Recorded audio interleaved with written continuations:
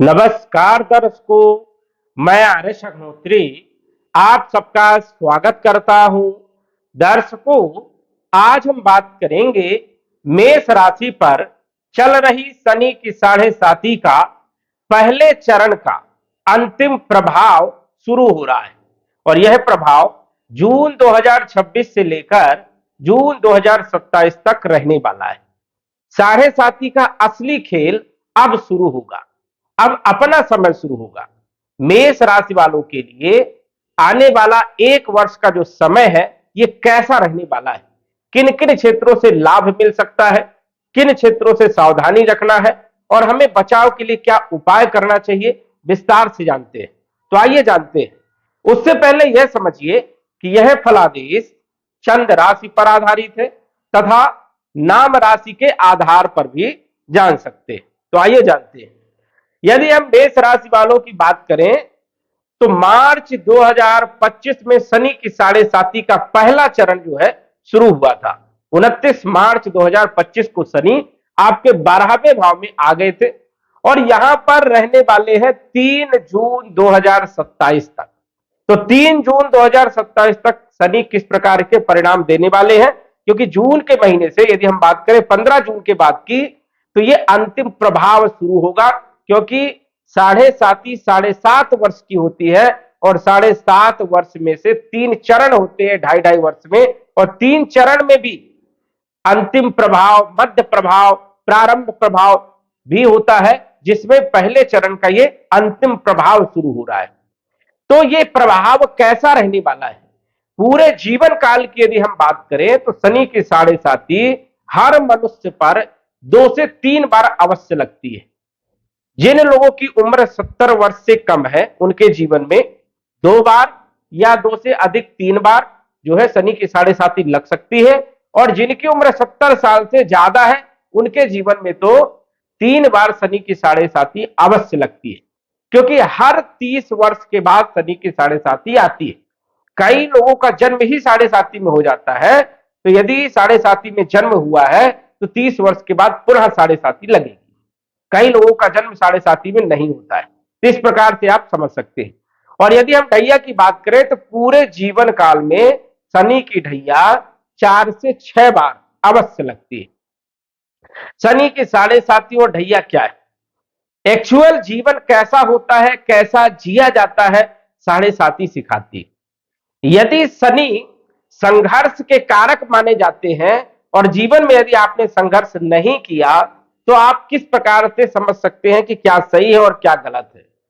किसी भी चीज को प्राप्त करने के लिए प्रयत्न करना पड़ता है और ये प्रयत्न शनि की 7.5 में ही होता है। 7.5 ही आपको बताती है।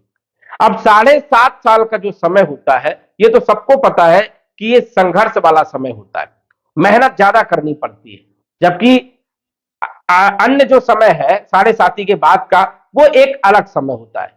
7.5 जब भी किसी व्यक्ति की प्रारंभ होती है उस व्यक्ति को समझ लेना चाहिए कि 7.5 साल मुझे बहुत मेहनत करना है, क्योंकि ज्यादा मेहनत करने पर भी रिजल्ट कम आ सकते हैं, ऐसी भी स्थिति 7.5 में होती है।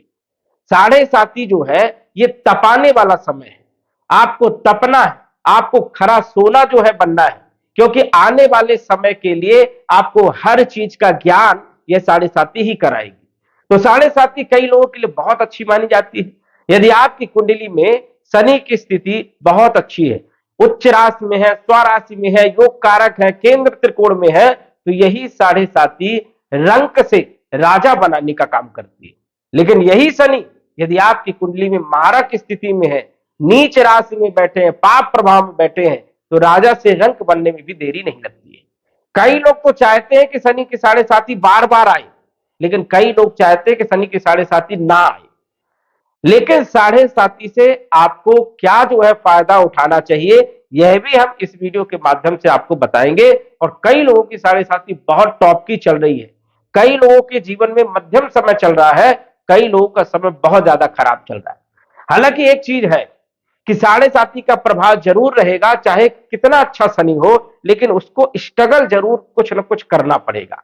आइए समझते हैं कि किन लोगों के लिए अच्छा है 7.5 के लिए शनि और किन लोगों के लिए शनि बहुत ज्यादा खराब है और बचाव के लिए हमें क्या उपाय करना चाहिए, कहां पर हमें सावधानी रखना चाहिए। मार्च 2025 में जब शनि आपके 12वें भाव में मीन राशि में आए थे, तब आपकी शनि की साढ़े साथी का पहला चरण प्रारंभ हुआ था और यहां पर शनि रहेंगे 2027 जून तक। हालांकि 4 महीने के लिए शनि की साढ़े साथी का पहला फेस आपका समाप्त होगा, उसके बाद पुनः 4 महीने के लिए चालू होगा, क्योंकि शनि जो है वक्री होंगे, तो इस चीज का भी आपको ध्यान रखना है। वैसे प्रभाव जो है पहले चरण का फरवरी 2028 तक रहने वाला है, इस चीज का आपको ध्यान रखना है। अब यदि हम बात करें तो 12वां भाव जो होता है, ये होता है व्यय का, नुकसान का, खर्चों का, हॉस्पिटल का।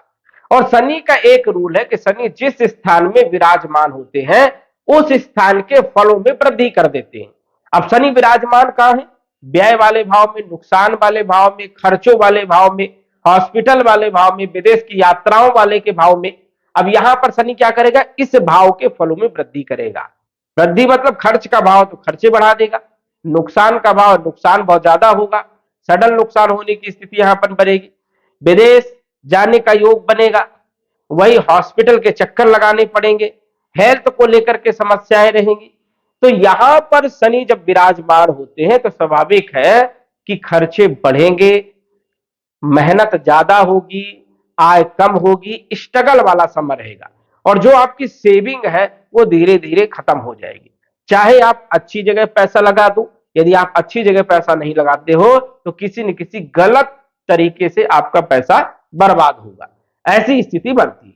अब शनि जहां पर बैठते हैं वहां के फलों में वृद्धि करते हैं, शनि जहां जहां देखते हैं वहां वहां अनिष्ट करते हैं, नुकसान पहुंचाते हैं।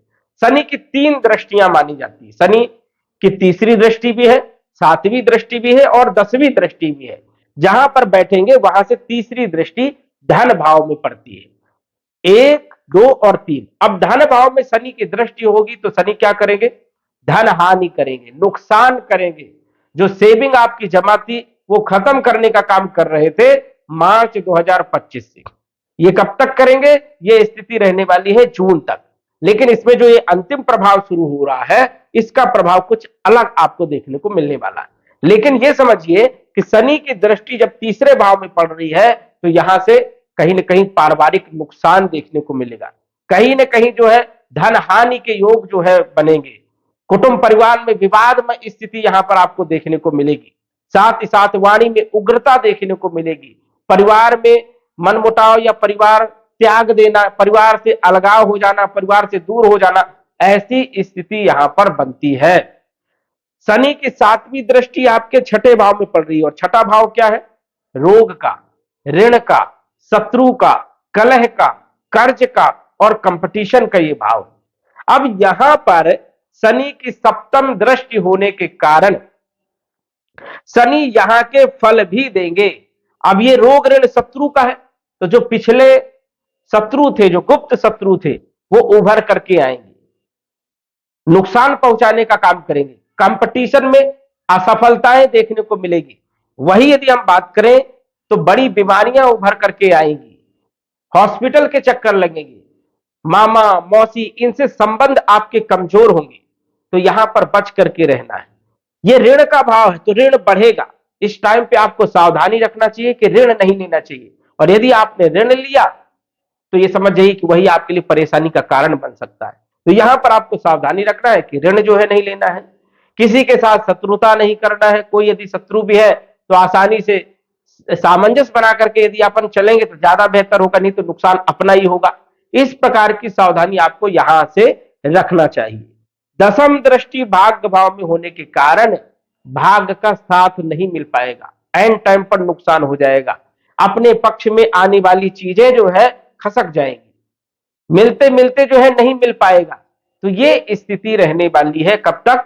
जून 2027 तक, क्योंकि शनि 12वें भाव में गोचर करेंगे और इन भावों पर भी प्रभाव डालने का काम करेंगे। लेकिन जून के महीने में यदि हम बात करें तो 2 जून को गुरु, जो कि जिस राशि में शनि गोचर कर रहे हैं, मीन राशि में, मीन राशि गुरु की राशि है, और गुरु 2 जून को आ गए हैं चौथे भाव में, वो भी अपनी उच्च राशि में, केंद्र भाव में, और यहां पर राजयोग बन रहा है हंस नामक पंच महापुरुष राजयोग।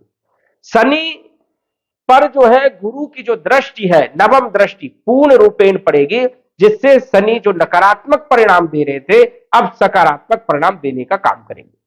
क्योंकि शनि अब गुरु के घर में पहले से विराजमान थे, लेकिन गुरु का अभी कोई ज्यादा लेना देना नहीं था, लेकिन अब गुरु नवम दृष्टि से अपने घर को देखेंगे, शनि पर दृष्टि डालेंगे और गुरु जो है पूर्ण रूपेण उच्च के है, मजबूत स्थिति में है। तो स्वाभाविक है कि गुरु के घर को अब शनि बिगाड़ नहीं पाएंगे, क्योंकि अब नजर जो है गुरु की रहने वाली है अपने घर में। 1 2 3 4 5 6 7 8 9 नवम दृष्टि गुरु की मानी जाती है, पांचवी दृष्टि भी गुरु की होती है और सातवीं दृष्टि भी गुरु की होती है। तो अब फायदा ये होगा कि नैसर्गिक शुभ ग्रह गुरु की दृष्टि शनि पर होने के कारण शनि के गुणों में भी बदलाव देखने को मिलेगा। शनि भी अब पॉजिटिव रिजल्ट देने का काम करेंगे, गुरु जैसा चाहेंगे वैसा परिणाम जो है शनि देने का काम करेंगे, क्योंकि शनि अब गुरु के कंट्रोल में रहने वाले हैं। गुरु का ये घर है और गुरु अपने घर को देखेंगे, अपने घर को बचाने का प्रयास करेंगे। कोई ग्रह जो है खराब नहीं कर सकता, क्योंकि अपने घर में ग्रह की दृष्टि है। इसीलिए वैसे भी कहा गया है कि गुरु की दृष्टि यदि शनि के ऊपर पड़ जाए तो शनि फिर द्रवित हो जाता है, वो जो है कोई ऐसे नकारात्मक परिणाम नहीं दे पाता है, क्योंकि देवताओं के गुरु देवगुरु बृहस्पति है और शनि भी गुरु मानते हैं। तो गुरु जब देखेंगे तो गुरु के सामने शनि कोई भी ऐसा गलत काम नहीं कर पाएंगे, कोई ऐसा नकारात्मक प्रभाव नहीं दे पाएंगे। हालांकि ये ज्यादा समय नहीं रहने वाला है। 2026 की यदि हम बात करें तो जून से लेकर के अक्टूबर तक ही गुरु यहां पर विराजमान रहेंगे, उसके बाद राशि परिवर्तन करके ये आ जाएंगे सिंह राशि में।